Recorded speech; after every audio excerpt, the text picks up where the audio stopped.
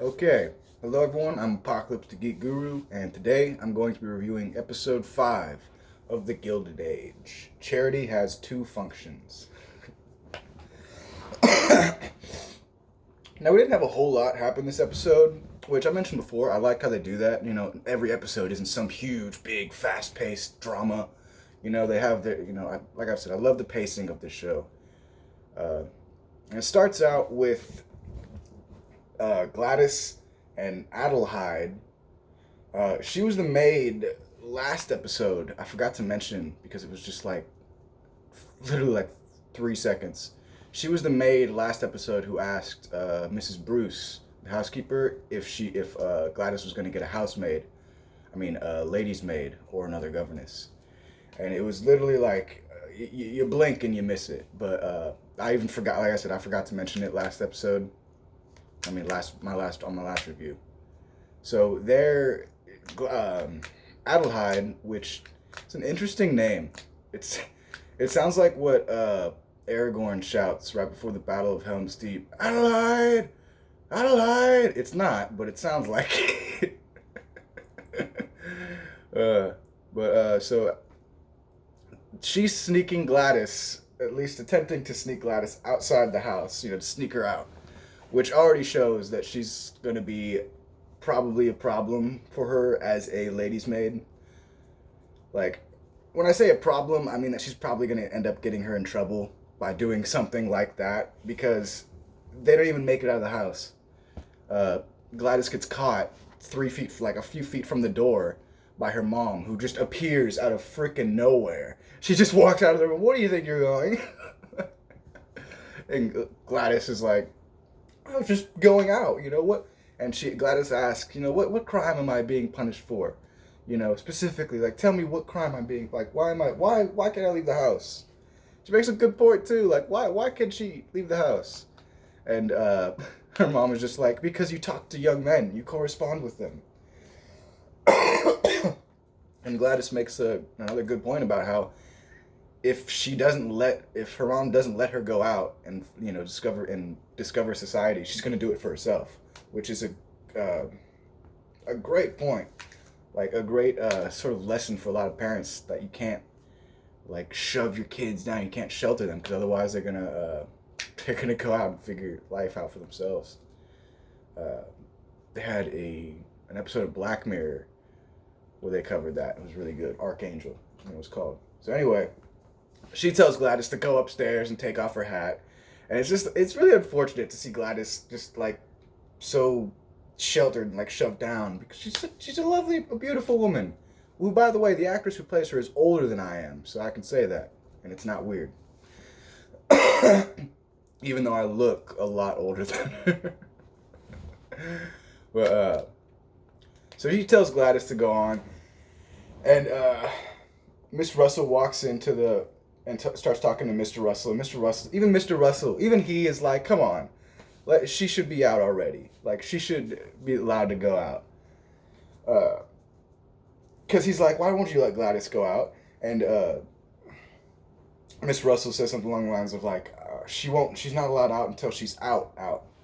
And by that they mean, like, I've mentioned this before, I'm pretty sure in videos, that in high society in those times, you had what young ladies who became a certain age had what was called like a coming out party, where it's like, okay, they have a little party and it's like, okay, now they're allowed to go out and date and stuff like that. Now they're allowed to look for a husband. And Gladys is like, wait, again, I don't know how old she is. The actress who plays her is 27, I think. And so Gladys has to be at least around that age, like probably around 20, in her mid-20s. She should have been out at like 16 or 18, like 16, 17, 18, something like that, like her late teens. So yeah, even Mr. Russell is like, she should have been out already. But Miss Russell is just like, leave Gladys to me. And then Mrs. Turner, my mom just calls her the whore, the lady's maid, Miss Russell's lady's maid, who came in and tried to seduce Mr. Russell last episode. She walks in and she's like, hey, the seamstress is here. And I love how she still kind of like looks at Mr. Russell and like tries to smile, like, "Hey, we're cool now, right? Like you're not gonna fire me." And he just reads his paper. He always looks like he has this sort of like soft smile. Like Mr. Russell's my favorite. But anyway, so she leaves. That ends, and then it cuts downstairs to I guess the Van Ryans and Mrs. Armstrong, their housekeeper, the old white lady. She's sitting there getting ready, putting gloves on. She's got her little like some little outfit on. She's getting ready to like leave and go out and go have like a day off or something. And Peggy is sitting there reading the paper, and she's like, "Hey, do you have anything special planned?" And Miss Armstrong's just like, she doesn't even look at her. She's just like, "What's it to you?" Because she's like a racist white lady.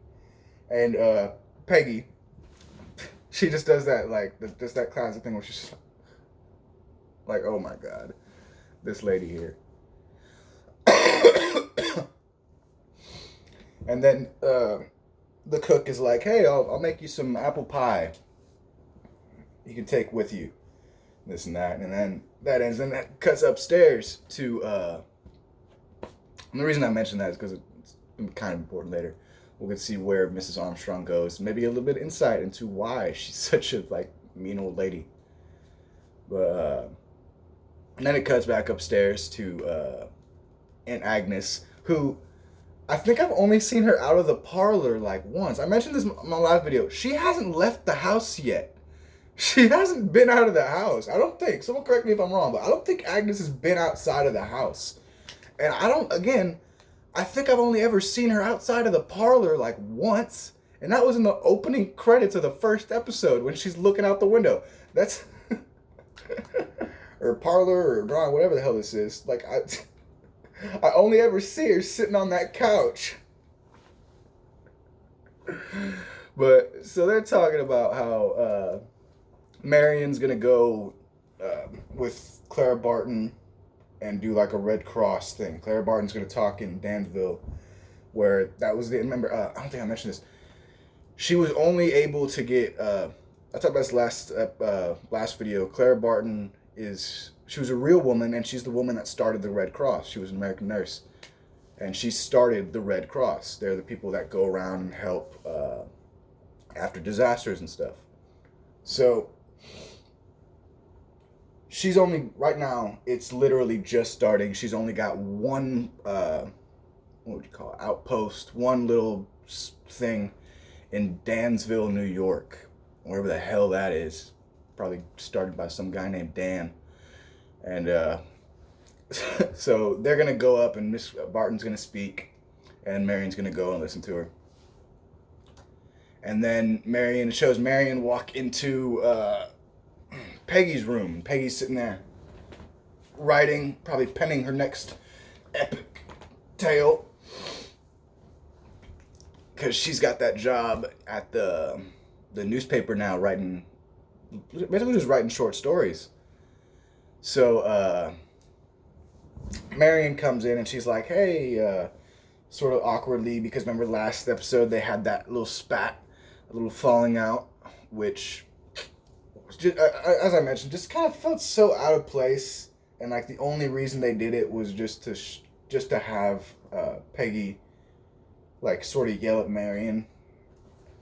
And here's the thing, I feel as though one thing that my mom like pointed out was that it was probably done to just show Marian's naivete and how she doesn't like understand the world really. She lived in a very like some small little place in Pennsylvania, you know? So she doesn't understand like how the world, like the differences of people. And I mentioned this before. It was so stupid because I mentioned this before. Peggy is like always better dressed than Marian. Like there was no reason that Peggy should have thought. I mean, Marian should have thought that Peggy was poor. There was no reason to think that. So she comes in and basically, you know, she's like, "Hey, did they publish your story?" And Peggy's like, "Here, see for yourself." And she, you know, shows her the article. And Marian's like, "Oh, that's great." And then she apologizes for what she did, and Peggy's just like, I don't need a fairy godmother and this and that. And it was just I'm glad that they kind of like got over it and they're back to, on speaking terms. They even smile and stuff like that. But I just wish that Peggy would have at least apologized for her outburst. Because again, I feel as though it was way disproportional. Like, if Marian didn't deserve all that. And especially to say, like, we're not friends. Like, that was cruel. That was messed up. So I wish she would have. And I feel as though it was just because she was around her around her dad specifically, and her dad is like, she's got a problem with her dad. So I think like emotions were high because of that. But I just feel as though she should have apologized for her outburst as well. I would have liked to see a more mutual apology, but they got over it. And then what just happened? Hey, I forgot to mention this. After Gladys gets caught leaving, and Miss Russell's talking to Mr. Russell, Mr. Russell says to invite over this one boy, Mr. something, it doesn't matter, some dude. He's like, hey, invite over this one guy, we'll get to know him. So then it cuts after Marian and Peggy speak. It cuts to the Russells, and they're having luncheon or brunchin or dinnerin or whatever. And they're telling Gladys that they're gonna invite the boy over, and she's just like, "What is this?" Even Larry, the son, which I don't, they really rarely show him. I'm like, does he live in the house with them? Because I thought he was like, I guess that's right. He was off at Harvard or something. Now he's back, but they just rarely show him in the house, or they only show him in the house. But like, they don't really show him a lot. I don't know, but. So they're sitting there talking. Even Larry's like, yeah, what are we supposed to think? I mean, 1 second you're like keeping her trapped like she's under arrest for like wanting to talk to the boy, and now you're inviting him over for dinner. But oh yeah, Miss Russell had expressed that she didn't like the boy, like she didn't. And Mr. Russell's like, well, why not? He's got a house on Fifth Avenue and another in Newport. What's more than that? She's just like, and Mrs. Russell, she's just like, no, I want more than that. I want more than that. And then it cuts to Peggy, Miss Scott. Not Peggy, but her mom, which I don't know if I know her first name. I don't know if they mentioned that. But she's leaving the Van Ryn's house, and Marian sees her, and then they start talking about how Miss Scott, again, I don't think I know her first name, but Peggy's mom, she wants Peggy to come home and live with them in Brooklyn, because she's saying that with her there, her options are somewhat limited. She makes another great point about how in Brooklyn, she would be able to walk in the front of doors instead of having to like go in through the side entrance because she's black. So her mom is just saying that she would be more of an equal in Brooklyn and where they live, and that she doesn't want, that it's a bad thing for family to fall out. Oops. So then it cuts to Marian agrees, So then it cuts to Miss Armstrong, and she's walking into like the slums. Like it's a really just a really like bad, looks like a bad neighborhood.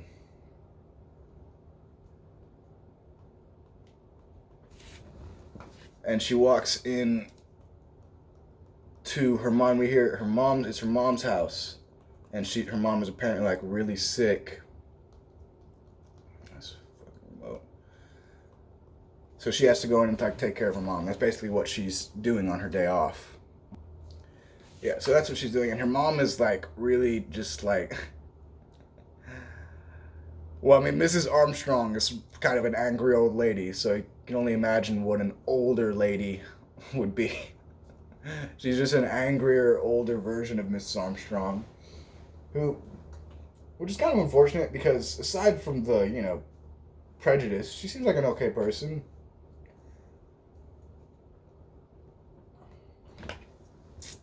I need new batteries for this. That's what it is. So she's sitting there and she's like making dinner, like making food for her mom, and her mom, she she gives her the pie that the cook had made, but her mom ends up like throwing it on the ground and like not even eating it. Like that like she's like, so how'd you like the pie? And her mom's just like, it's over there if you want it. And it's just like on the ground. She's like, oh mother, like so like that's what she's got to deal with. I'm not saying that justifies any of her behavior. I'm just saying it's like she's used to, when people get used to only dealing with angry people, it kind of makes them angry people. Because they think that that's how people are, especially when it's like a parent and like when it's the person that you get sort of your information on how people are supposed to be. It can have a big effect on you. So then it cuts to Miss Fane. I was going to call her the charity lady again because I couldn't remember her name. It cuts to Miss Fane and she's talking to Marian about that they're going to go to Dansville. And then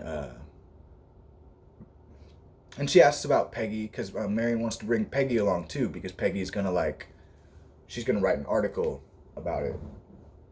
Because that's what she does now. She writes articles. It's really cool. They have a kind of funny scene later. But and she's at what was it? Miss Fane, she asks, she mentions that it's very kind of Aunt Agnes to take her in, and give her such support, which it is. And then it cuts to she says so Aunt Agnes, it's very kind. Marian goes, yeah, Aunt Agnes believes in helping people that are, try to better themselves. And Miss Fane goes, even if they're colored? And Marian's just like, I don't think that matters to Aunt Agnes. And Miss Fane's like, well, good for Agnes, and good on her. But then it shows, so it cuts back to Miss Armstrong, and she's helping her mom out of bed.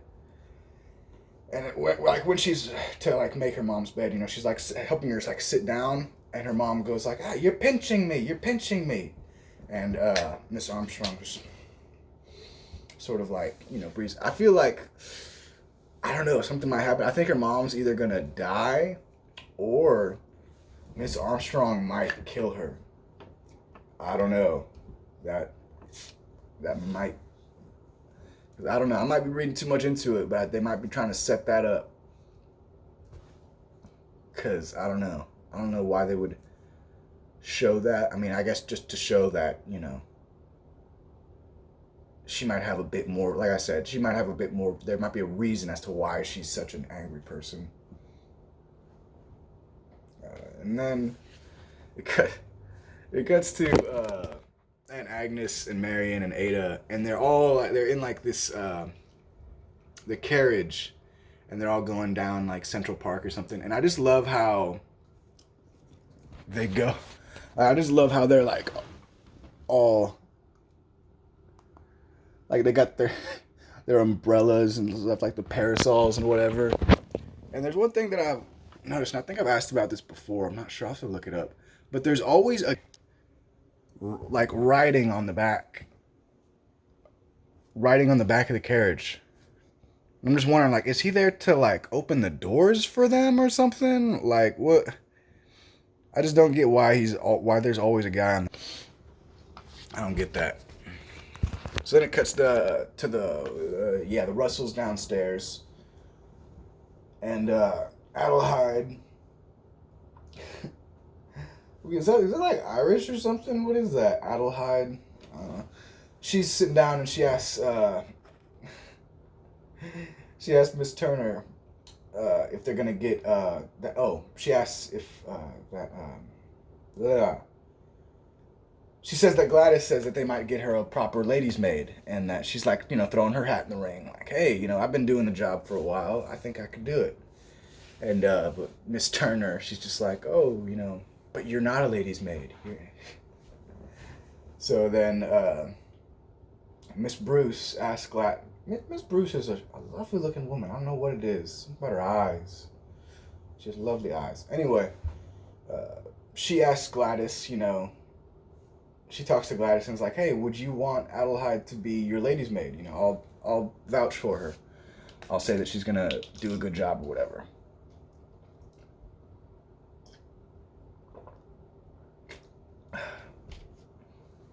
And Gladys is like, yeah, sure, go ahead. And then she tells Miss Bruce that Miss Bruce is the only person who's ever asked her opinion on something. Which is really sad. Gladys is so sad. She reminds me of Edith from Downton Abbey. And then cuts to Miss Russell. She's just received word that Ward McAllister is gonna dine. Like, she's just received like an invitation to her or whatever, that Ward McAllister is gonna dine. And she's literally like almost shaking. She's like, Ward McAllister has said he's gonna come dine. Which, this is her first step into high society, into what she wants. Oh yeah, I forgot to mention that when they were in the carriage, I got so focused on their outfits and the guy in the back, I forgot to mention that what they were talking about, and that was that they were talking about Ward McAllister, because Marian's going to that lunch as well, I think. Yeah, she is. And Ada says that she doesn't like Ward McAllister because he's always either putting people down or propping them up and stuff, which Ada's just such like a, I don't know, I love Ada. But and then Agnes says that Miss Astor needs her lieutenants and this and that, and Marian asks if they like Miss Astor, and Agnes is like, huh, that's like asking if one likes the rain. It's simply a fact of nature you have to deal with. That just goes to show the power of Miss Astor. Oh, that's the only other place I see Aunt Agnes is in the carriage. That's the only, like, where is she going? They never show her. She's either in a carriage or in the parlor or whatever.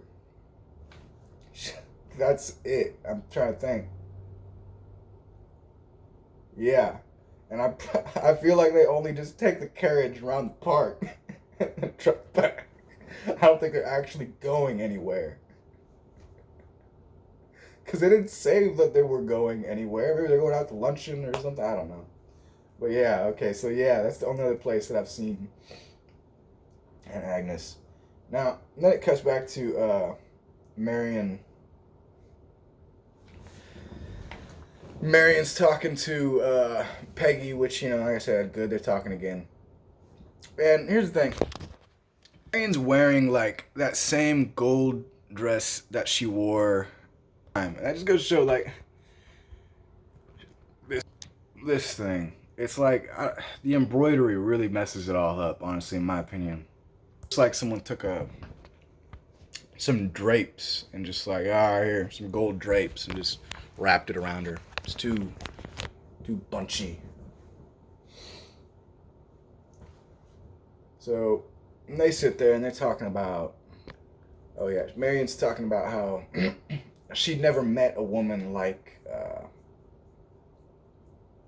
Peggy, someone who sort of goes for what she wants. And they mentioned that Mr. Rakes, oh yeah,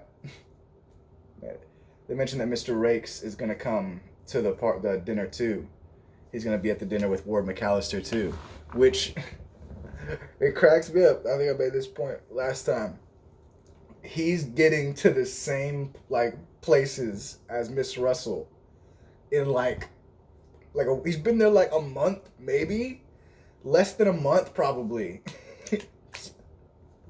He's been in town like a week, and he's already been in the box next to hers at the opera, and is gonna be at a freaking lunch with Ward McAllister.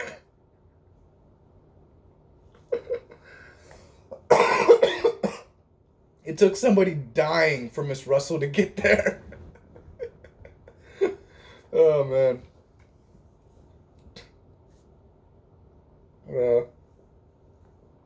So then Aunt Ada comes back in. Oh, and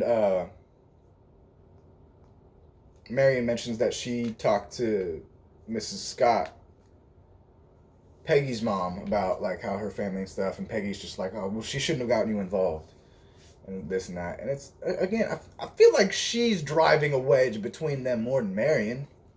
You know, like she's worried more about the color of her skin than Marian. Like she feels as though it's more of like it matters more to her than it does to Marian. I don't know. But then into Miss Armstrong is coming back home, and the cook. I love the cook. She's so nice. I can't place her accent. Does anyone know? Belgian? I don't know. She's lovely. She's a lovely woman though. So anyway, she's like talking, like saying to Miss Armstrong, like, "Oh, you know, how was your day off? Did you spoil yourself? Did you enjoy the pie?" And Miss Armstrong is just like, you know, kind of holding it all in. She's just like, "Yep, oh, it was great. All I do is spoil myself." Literally, like holding back tears. Strong woman. And then, again, it's pretty sad. She seems like she's going to take care of her mom. She can't be that bad of a person. Then it cuts to Miss Bruce is talking to Miss Russell about taking on Adelheid.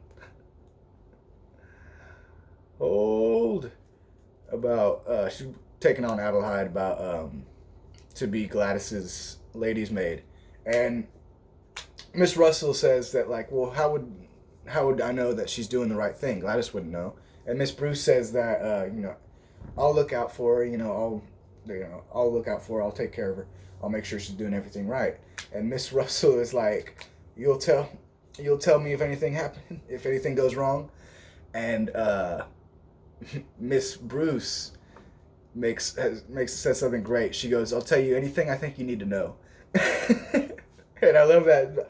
I'm thinking that Miss Bruce is probably like, I'm sure the three of them, like something's gonna happen, and the three of them are probably gonna have like keep some secret for Gladys. Like something's gonna happen with Gladys. She's gonna like, I don't know, meet up with a boy or something, and something's gonna happen.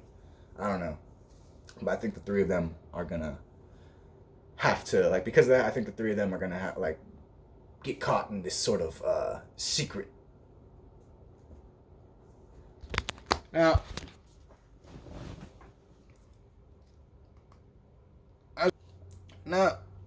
obviously I have to take a second to talk about what Miss Russell is wearing.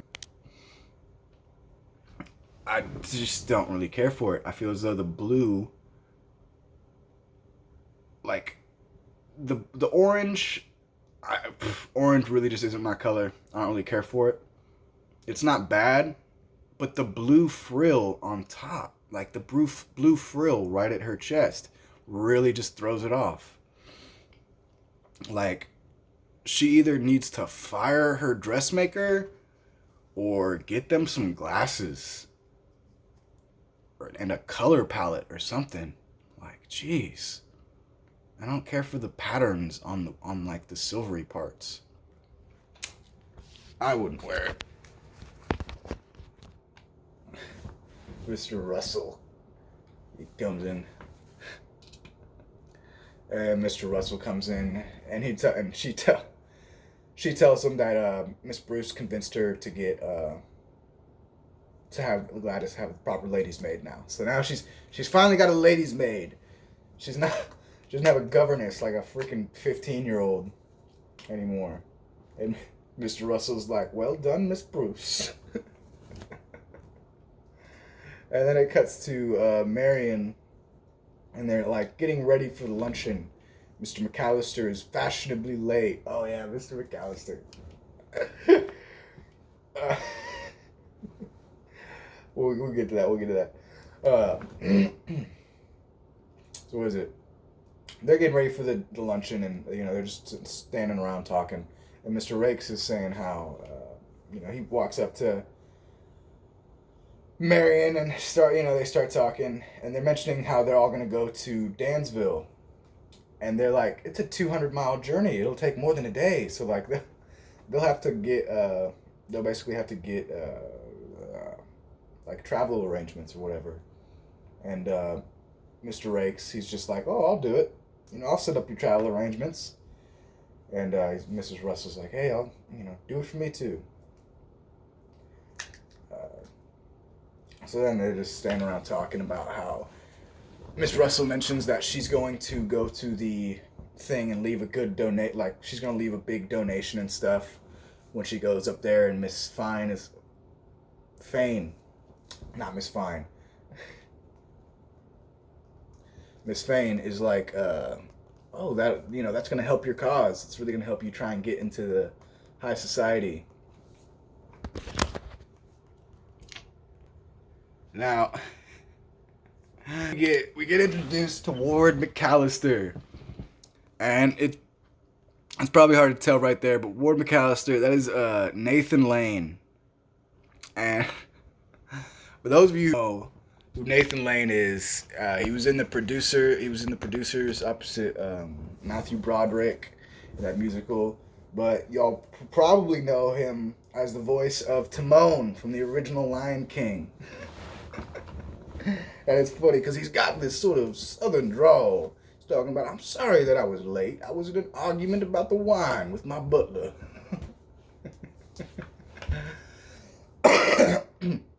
So he's talking about how he's heard like Mrs. Russell's making her way. And anyway, then she, Miss Fine, keep doing that. Miss Fane introduces Mr. Rakes, and Mr. It's funny because she's like, he's newly in New York and already cutting a swath. And Mr. McAllister kind of takes his hand and like kind of pulls him in and is like, I hope I can be of help to you. And I'm wondering, are they trying to say like, is he like, I don't know, maybe he's just being nice, I don't know. But it seemed sort of weird, especially like the smile he gave him. Barking up the wrong tree there, though. But, and then Mr. McAllister comes up to Miss Russell, and he's like, I want to hear about your husband's business. And she's like, then you'll have to talk to him. And he goes, oh, I don't want the facts, just the gossip. Well, man. So then it cuts to the Russells downstairs, and Mrs. Bruce is sort of like helping Adelheid with her, something or other, I don't know. She's like reading books. I guess there's a bunch of books that you need to read to be a lady's maid. And Miss Turner comes in and it's her normal catty self. She's like, oh, dressed as a proper lady's maid, I see.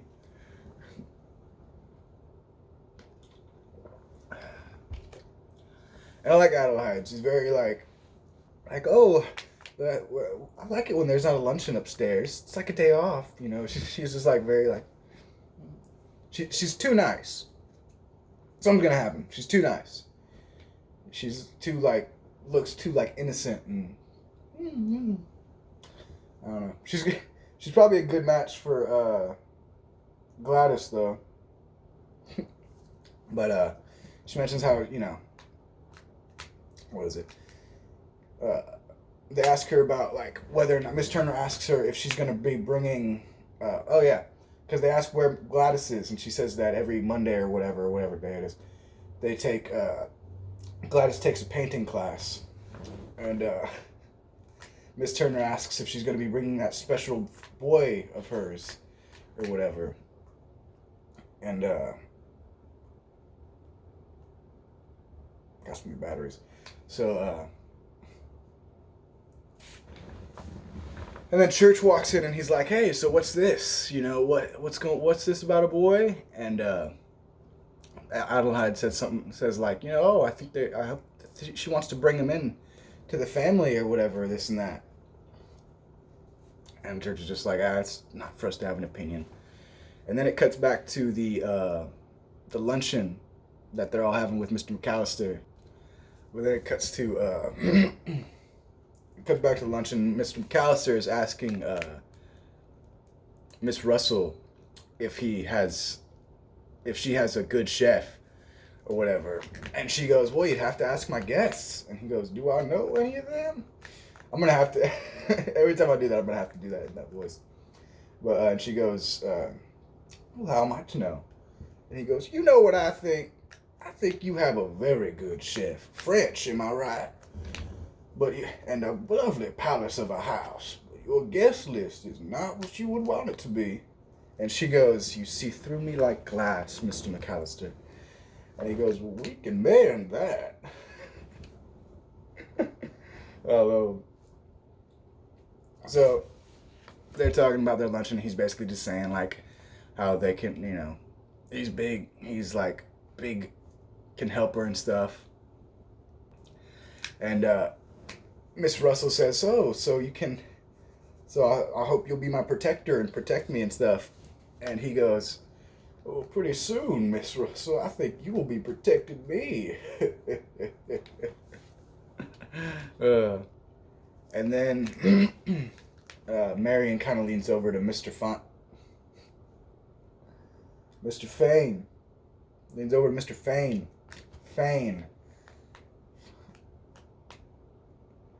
And she's like, "Oh, they seem to be getting along." And he's just like, "Whoa, why wouldn't they when they're both essentially the same person?"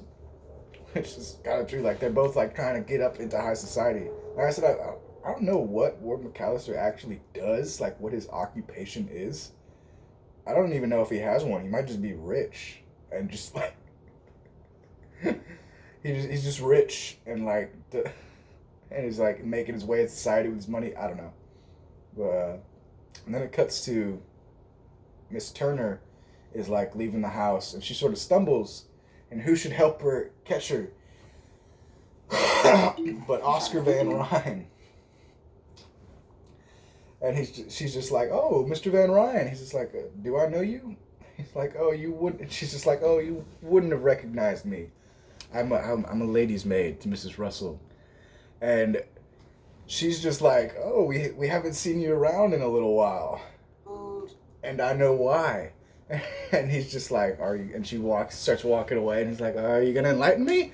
Like, are you gonna tell me?" And she's just like, "Hey, you shouldn't have gone off Mr. Russell when he was like, you shouldn't have ditched us when they were having that trouble."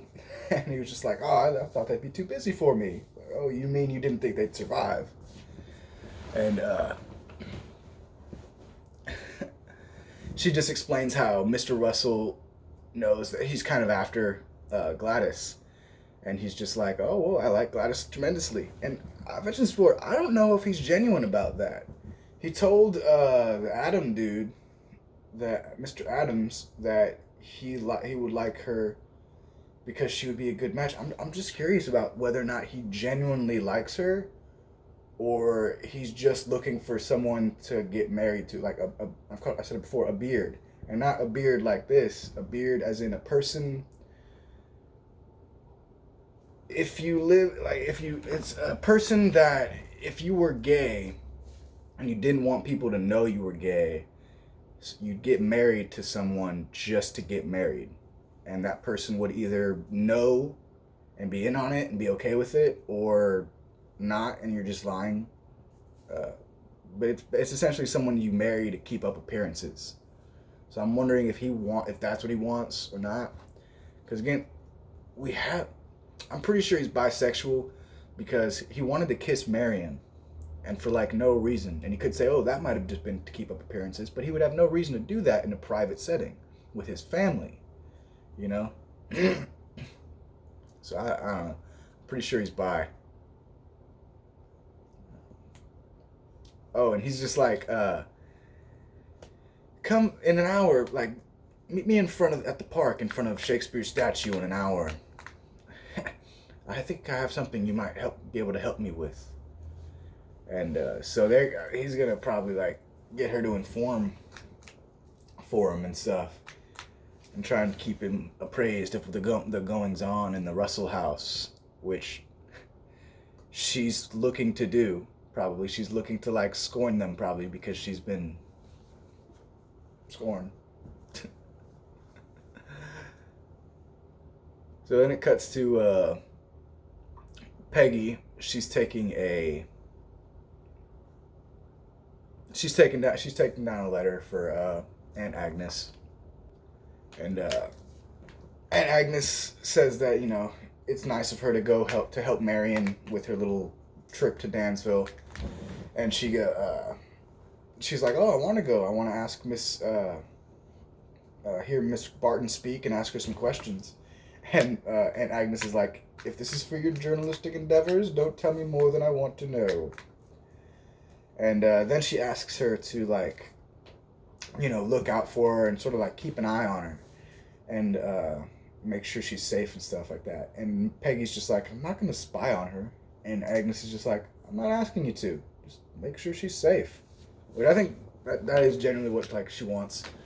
I don't think she wants Peggy to spy on her. She just wants to, she knows that Peggy is like a more experienced woman of the world. She's been through a lot more and like seen and done a lot more than Marian has.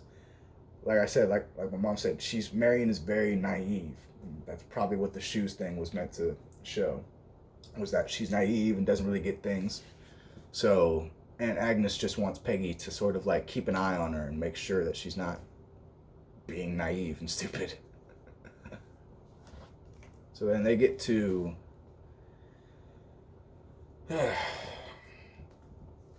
Dansville. So they get to Dansville and they immediately ride off to the event, the whole Clara Barton speech and all that. And who should be there but Mrs. Russell's good friend, Mrs. Morris. Now, it's important to point out that, as you can see, Mrs. Morris is in like literally all black, like everything. And that's because when someone close to you died, you would go into what is called mourning, which everybody has mourning, but in that time it was literally like you were like in mourning, like it was like a thing, and you had to wear black basically like all the time for like it was literally like a set amount of time. I forget what it was, but it was like longer, like the closer they were to you. So like she would literally have to wear all black for like weeks or months maybe, because her husband died, and she wouldn't allow. I don't think she'd be allowed to go to like parties and stuff like that.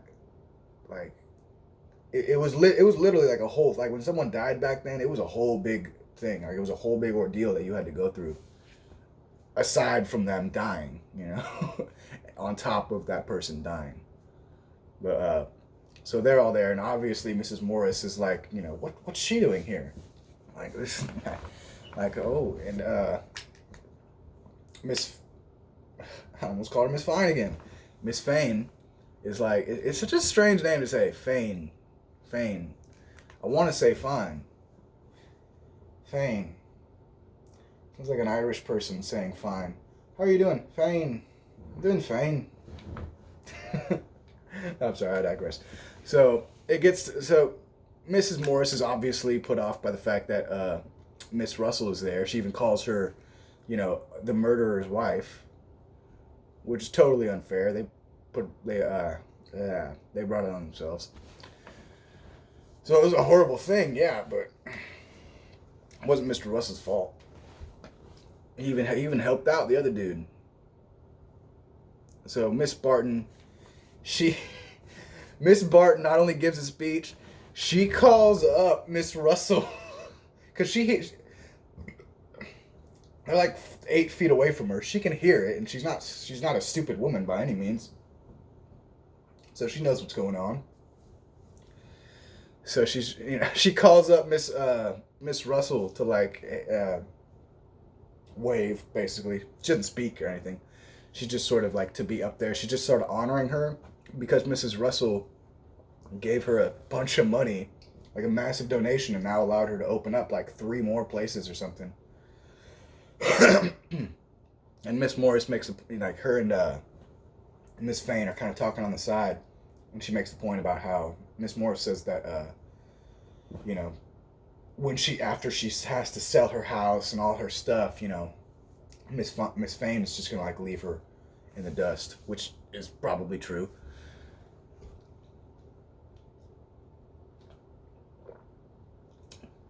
And then she finishes speaking and comes down, and Marian comes up to her and she's like, "Hey, this is Miss Scott.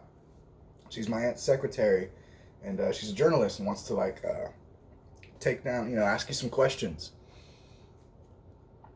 And Miss Morris, she's just like, what's going on? Like, Miss Morris uh, only likes to wear black, not be around it. So she doesn't. She's like looking at Peggy, like, what's going on? Why is she asking these questions? What's going on here? And Miss Fane is just like, don't like, just be quiet. Don't. Uh, what exactly did she say? Hold up. Oh yeah, she. So Miss Morris is just like, well, she's not coming along with us. And Miss Barton, again, she's like 3 feet away, like less than that. She's like 2 feet away. So she hears that and she asks Peggy, she's like, I hope you'll come along with us, Miss Scott. And Miss Morris is like, just kind of walks off. And then we go see an actual like Red Cross hospital. I guess that's what it is. A clinic? That's what it'd be, a clinic or whatever. And they have these people who are like just burning the fire. And Miss Russell is like, obviously she's a bit like, overwhelmed seeing like, burns and stuff like that. She's a woman of high society. It's the first time she's probably ever like seen someone wounded, She doesn't like, throw up or like, but she is like visibly like, taken aback, I guess. So it cuts to that, and then that was that, and then it cuts to them at dinner, and they're all sitting around, and I love how they'll have like red and white wine. They always have like 6 water, but still, but especially when they're in the house. Like when they're sitting down for like meals like meals.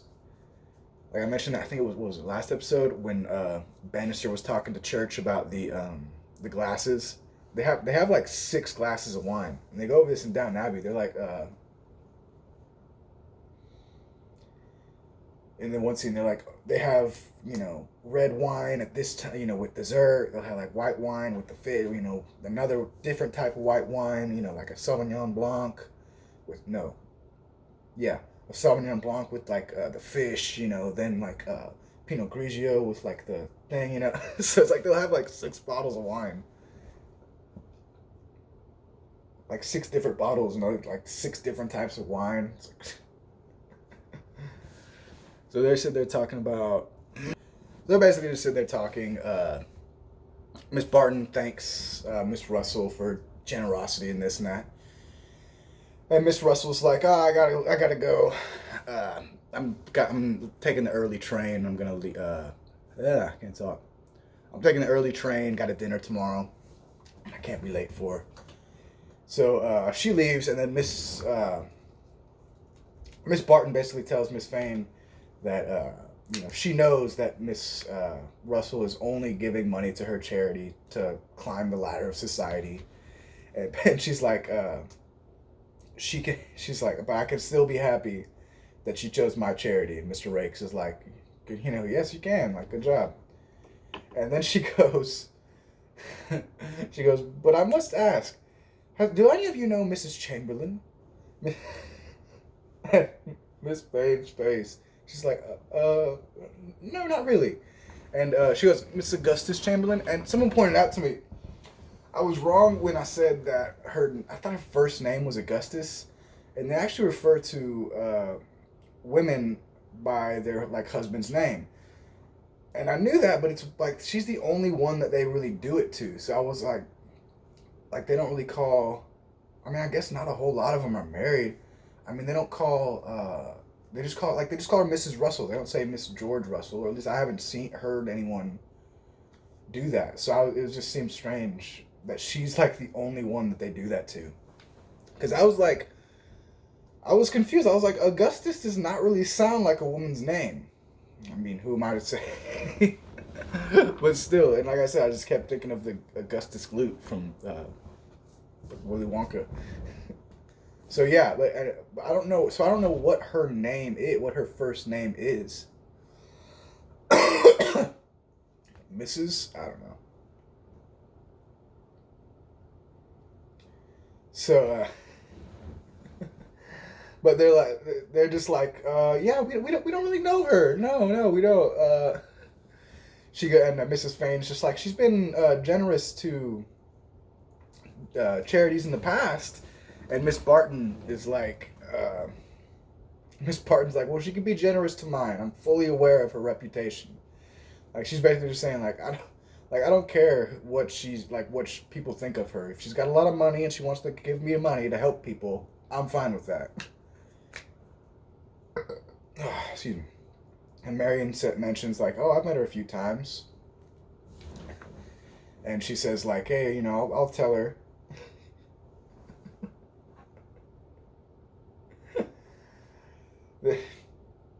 She's like, I'll relay the message if I see her again.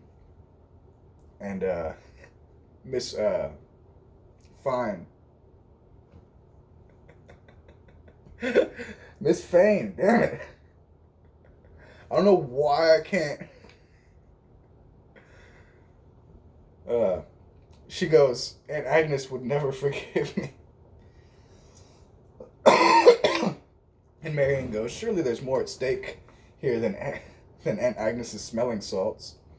And smelling salts, I'm not 100% sure. They're like these things, like if you pass out, they're like there's little things that you put under your nose and they like help you wake up or something like that, like ammonia or something. I don't know. But it's just this stuff, like if you faint, if someone faints and passes out, it's like, oh, get the smelling salts. Yeah. So that's basically what she's just saying. And Miss Fane is just like, takes a sip of wine, like, I don't know. You say that.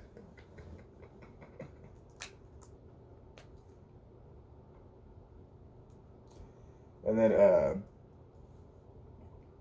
so that's basically the end of the dinner, and Mr. Rakes is sort of walking Marian to her room, and he mentions how he says something really cool. Well, cool. He says something really true, and that people think that, what is it? People think that anyone who gives their life to charity must be a kind of holy fool. But Miss Barton is like anything but. Basically I think that, basically saying that he thinks that, a lot of people that think that anyone who gives their life to charity, who only does charity, must be like some sort of like righteous idiot. But Miss Barton is not that. I like how they put that in there. And he goes that Miss Barton is like living proof. And she asks him like, what is he doing next week? And he mentions that he's going to a ball. Like, he's going to a freaking ball. Like, this dude went from a lawyer in Pennsylvania to like rubbing elbows with the Roosevelts. So they're talking about how, whether or not they'd be still invited to parties if they got together. And then, oh yeah, she's like, I'm glad you're having fun, but don't you realize that this might all come to an end someday, because he's not a big high society dude. So it's like, the fact that he's lasted this long, the fact that he's made it this far is like astonishing. It's literally dumb luck. Which is, good for him. But, so he's standing there and he's like,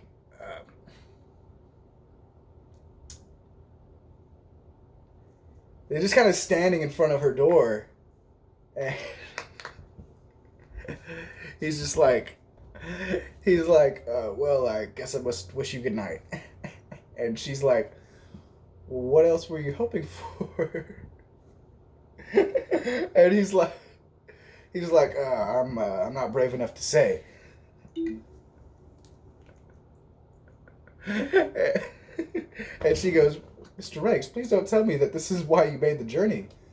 Because I don't think he was originally going to go up there. He was just going to set their travel arrangements. But he ended up going up there. And he's like, so she's like, tell me this isn't why you came up here. Like, you didn't just come up here to have sex with me, right? And he goes, not entirely.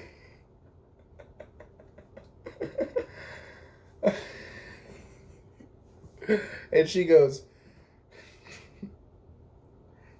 not at all, surely.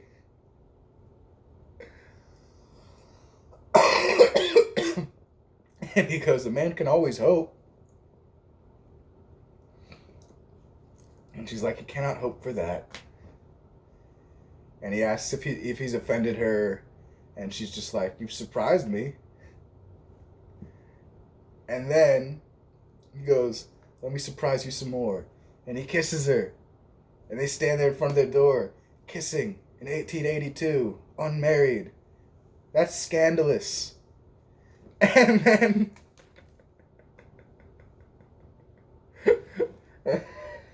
then while they're sitting there making out, we just hear Peggy from behind, do you have your spare key, Miss Brooks? It's like, oh shit. Mr. Rakes is like, oh.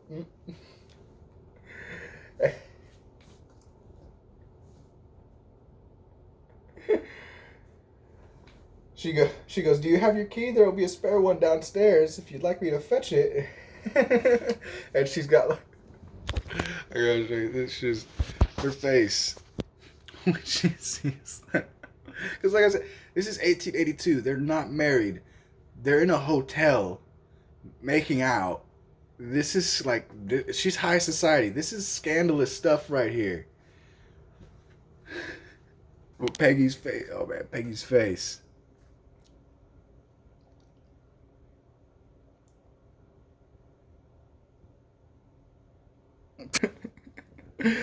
Like, she's like, what the like, She's just, and Mary, they go to a room, and Marian's just like, you cannot imagine the scene that we've just played out. She goes, I don't have to, I watched it. And she asks, was that because of did Aunt Agnes tell you to do that, She's like, no, just looking out for you. I know the signs.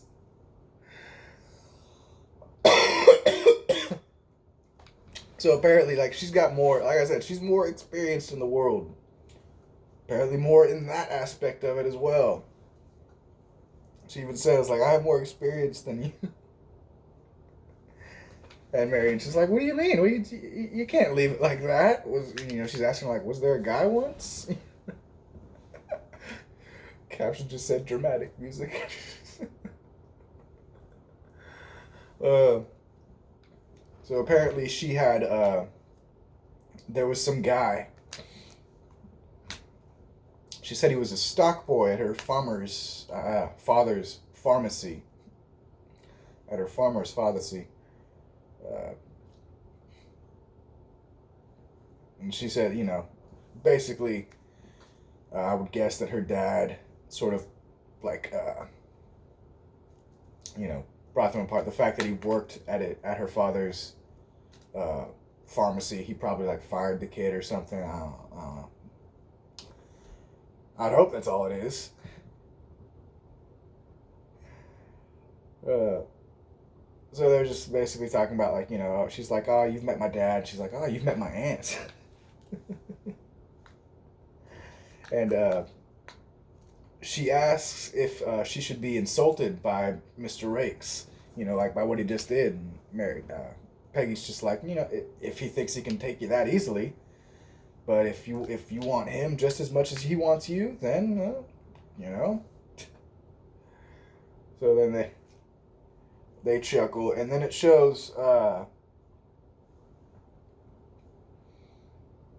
Oscar Van Ryn. He's in a bar chilling with the guy. That guy, the guy from the thing who was at the place. With Mr. Adams, who they mentioned in the like the first episode or something. Like, he's like related to Quincy Adams, like a former president. It's crazy. And Oscar's basically just telling him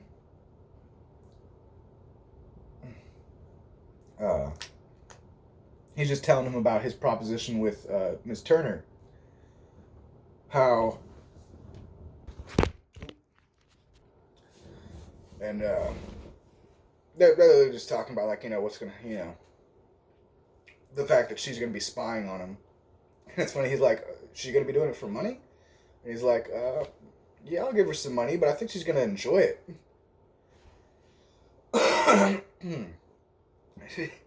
She seems to want revenge on the family. And Mr. Adams is like, a vengeful lady's maid. Sounds like a character in a melodrama. And it's funny because it's like, she is. And then so that's basically all he was talking about. Which, it's weird that he's talking about his plans to spy on like a prominent New York family in the middle of a bar. They're literally in the middle of a bar, just sitting at a table. They're not off in some booth somewhere. No, they're in the middle of the bar, talking about his plans to spy on his neighbors. Like, there's like 20 people around them. Guarantee at least 10 of them probably weren't doing shit, just sitting there. She's gonna spy? What the hell are they talking about? like, I don't... So stupid. Then it cuts back to downstairs. And, the chef is asking Miss Turner, like, oh, how was it? And she's like, a short stay in a hayseed hotel. And, she's like, he's just like, oh, you seem happier, which I don't think she does. She seems her same crappy self. And she's just like, oh, I thought about your proposition, and now I intend to have some fun. And he's like, oh, okay. Walks away, and he looks back at her like, huh, that doesn't sound good. And then it cuts up to,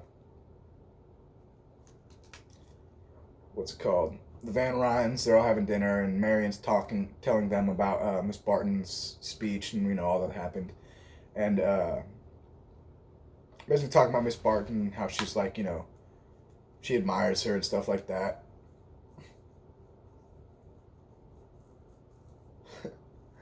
What is it? And basically Agnes is just saying how she believes in incremental change, not running around with a banner and a gun.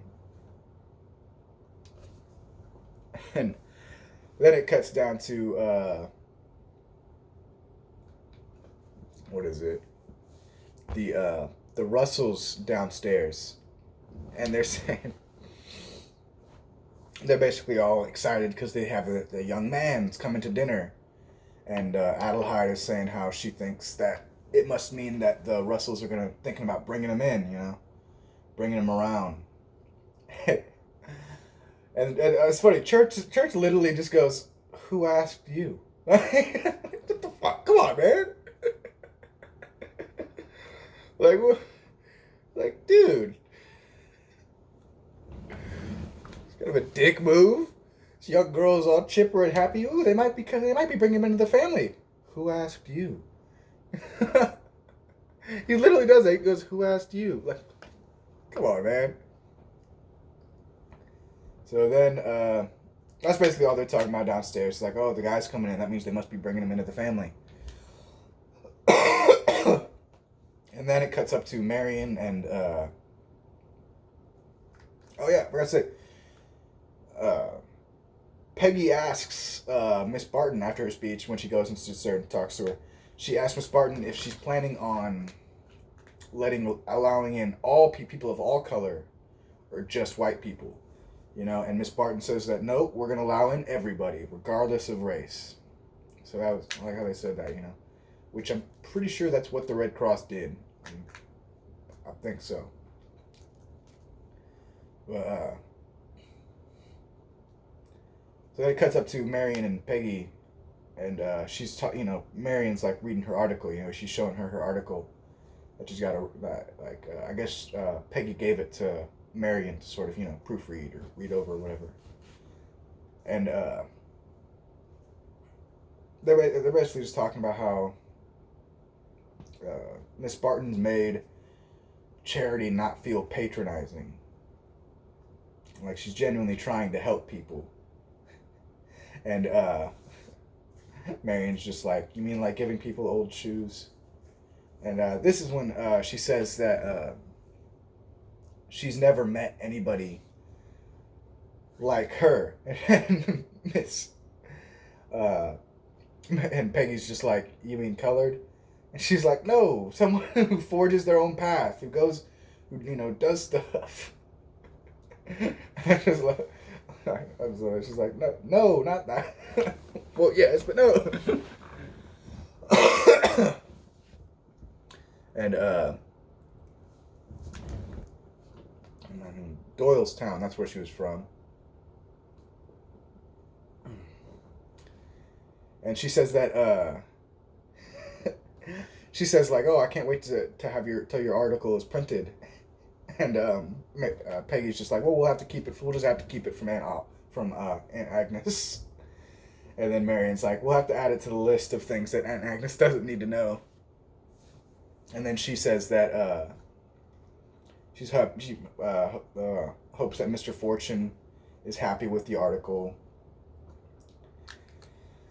And then Marian asks her like, hey, are you happy here?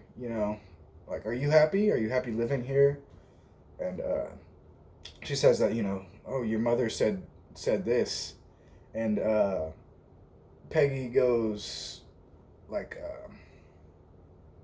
she goes, only your mother said. And Peggy's like, oh, I told you that's family business. And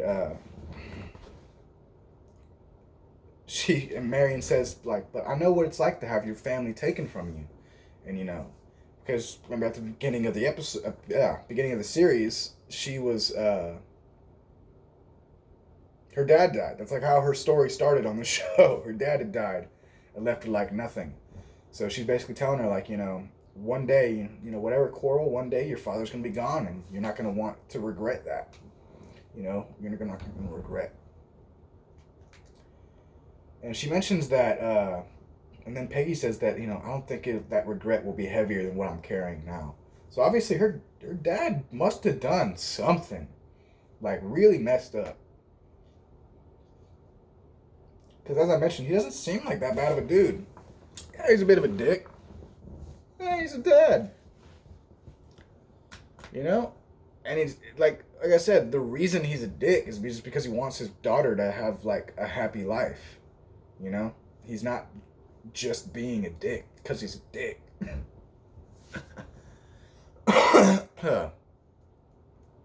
And then it cuts to Baldwin, that's his name. The kid, the guy who's coming over for dinner. Dinner?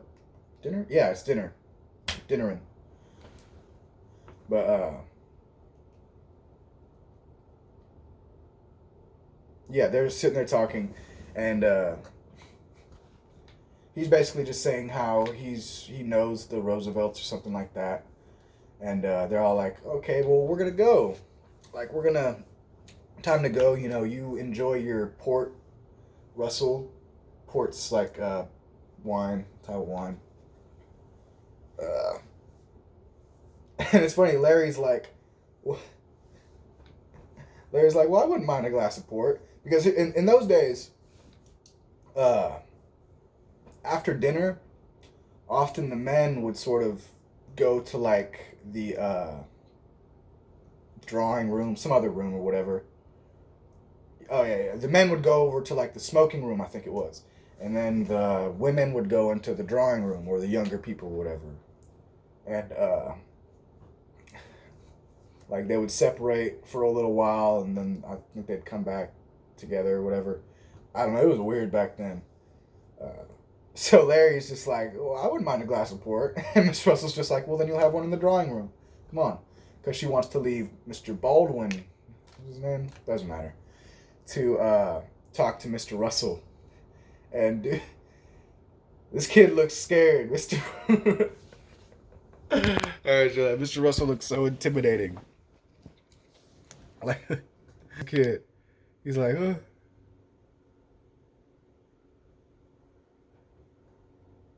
And then Mr. Russell.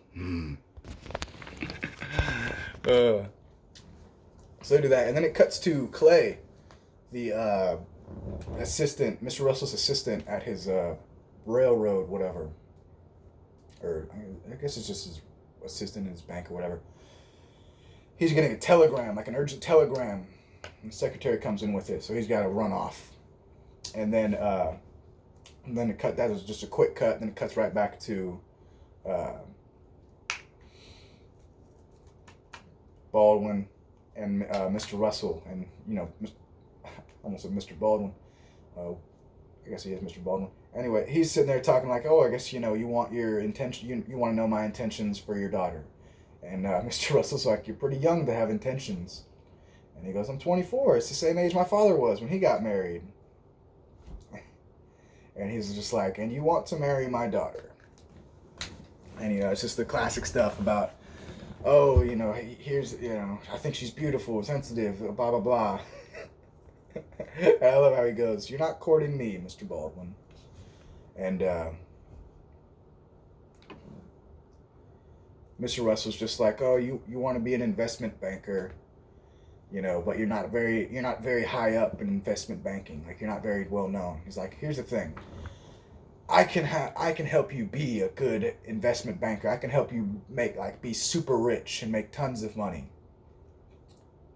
But here's the thing. You're not gonna contact my daughter anymore. You're not gonna speak to her. You're gonna cut off correspondence with her. You're not gonna see her again. If you do see her again, you're gonna ignore her. Basically saying, I'll make you a rich man, but you're not gonna marry my daughter. That's the condition. And which is just so sad, because here's this dude. There was Gladys's guy. He could have been a good guy. He seems like an okay dude. And even he's just like, when he's telling him all this, when he's like telling him like, hey, I'll make you a rich guy. The guy's just like, thank you, sir. I will make Gladys very happy. And then that's when he's like, here are my conditions. When you leave her, you're gonna send Gladys one final letter. And that's when he's like, you're not gonna. Mr. Baldwin's just like, but I thought that he goes, you're mistaken, Mr. Baldwin. Like, we didn't bring you here to make you part of the family. We brought you here to tell you you're not going to be part of the family. With a retie my drawstring. He tells him like, you're fully entitled to turn down my offer, but if you do, you're never going to work in the financial sector again.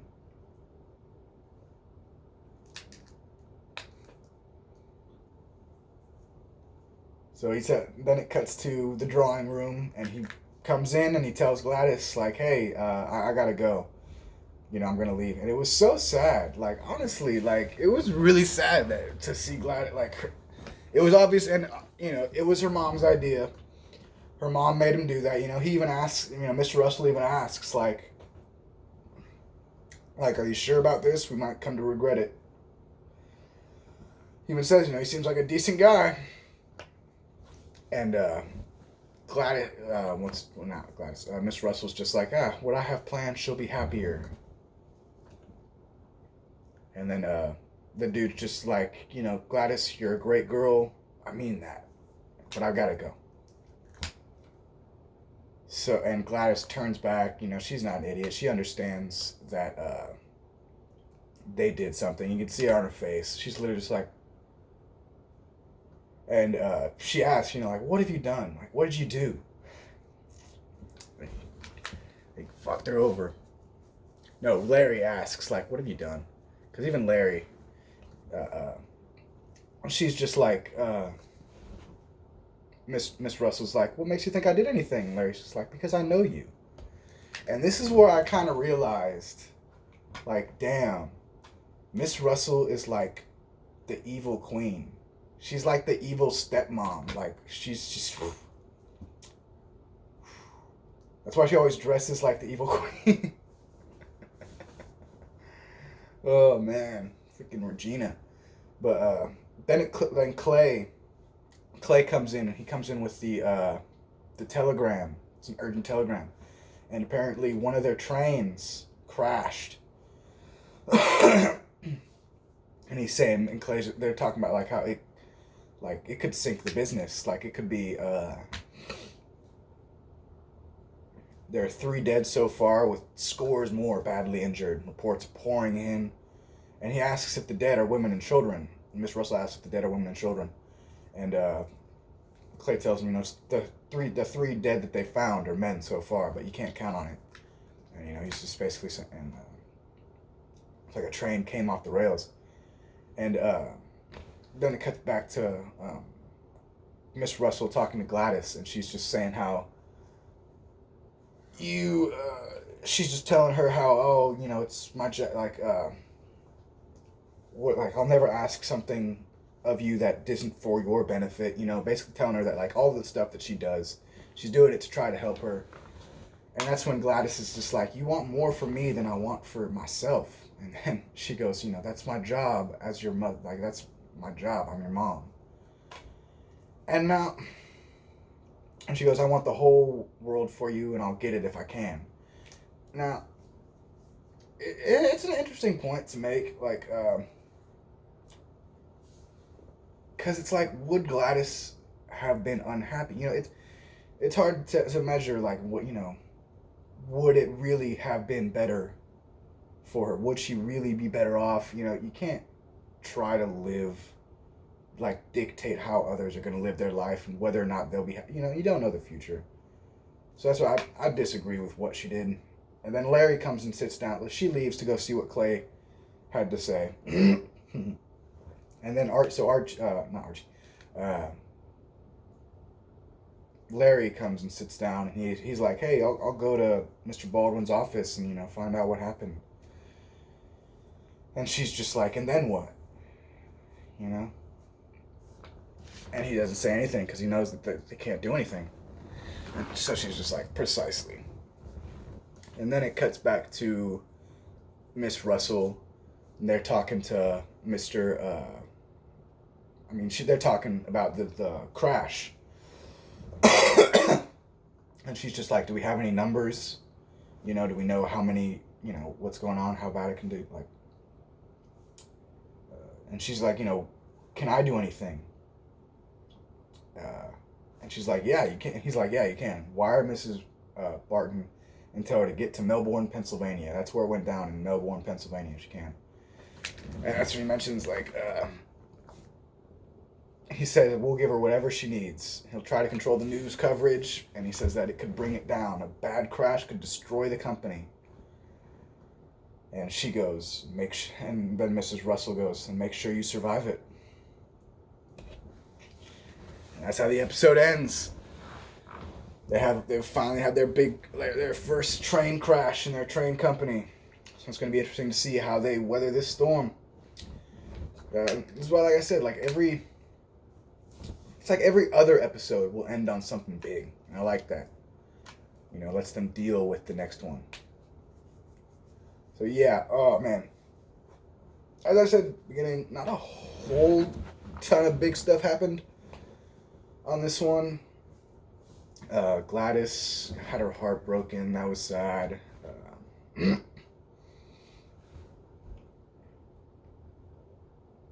that is that. When I say not a whole lot happened, I mean there's not a whole lot of stuff that I'm wondering, like, what's gonna happen next episode. Really, the main thing was the train crash at the end. I'm interested to see how they're gonna deal with that. We saw Mrs. Barton. We got to go see there. Oh, and now Oscar's got a spy on the inside of the Russell's house. We got to see a little more insight into Mrs. Armstrong's life. As I said, okay, I'm interested to see what's going to happen there with her mom. I mean, is she going to kill her mom? I don't know. We got to see Adelheid become a lady's maid. So now Gladys, they give her a little bit and they take a lot away. They gave her a lady's maid, but they took away a husband. Real teeter-totter in there. We got to see Mrs. Scott again, Peggy's mom. And see that she wants Peggy there home. She expressed that when they were having dinner. We didn't see much about we didn't see anything about the other maid. The kitchen maid, her and Jack, which that's nothing. They mentioned when Marian and when the Van Ryans were all riding around in the carriage and thing with the parasols and stuff. They mentioned John, and I'm wondering, do they think Jack's name is John? And then I was like, is Jack's name John? Am I confused? Like, so I'm wondering, because I think they've called him John before, and I'm wondering, but the cook called him Jack. So is his name John? I mean, is his name Jack, and everybody upstairs just doesn't know his name, because like they really only know the butlers' names, usually, or the cooks. Like, that's how things were back in those days. Like, they didn't know the names of all of their employees. It was normally just, like I said, like the butler, because the butler was mainly the one who would interact. They'd probably know the main footmen who would like the under butlers and the first footmen and stuff, and the cook, because if there's one person you're gonna want to know in the house, it's the cook. But beyond that, oh, and like, you know, the housekeeper and stuff like that. And obviously their ladies' maids and their valets, like the ones that dealt with them personally. But the kitchen maid, they don't know her name. I don't know her name. And I've been watching this, like, I don't know her name either. I just still don't even know the other dude's name. Again, you know? So yeah, I was confused by that. Is his name? Does anyone know? Is his name Jack or John? Because I swear to God, they've called him both. Oh man. So yeah, that's basically all I've got to say about that episode. It was interesting to see.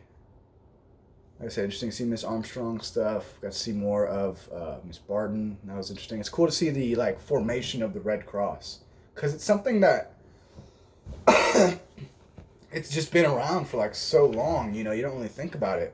Like, you don't even really think about the Red Cross. Like, oh, these guys are getting blood anymore. You don't think about I wonder how they started up. Like, how did the Red Cross start?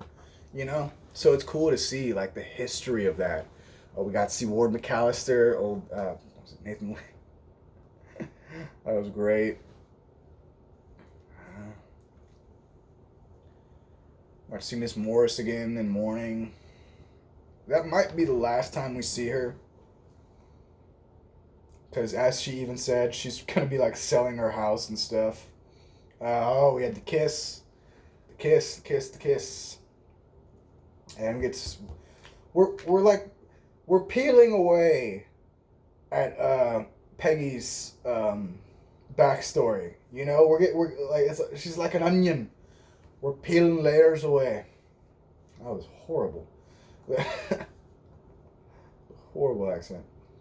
But and I like that. They're not just dumping everything on us in the first episode.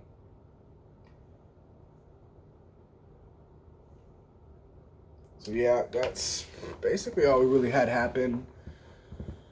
Oscar got a spy. We got to see Mr. Adams again, even though he didn't add anything.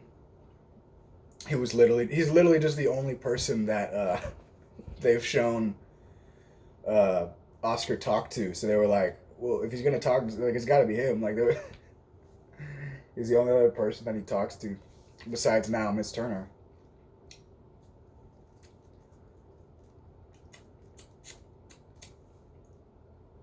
Yeah, that's basically everything for this episode.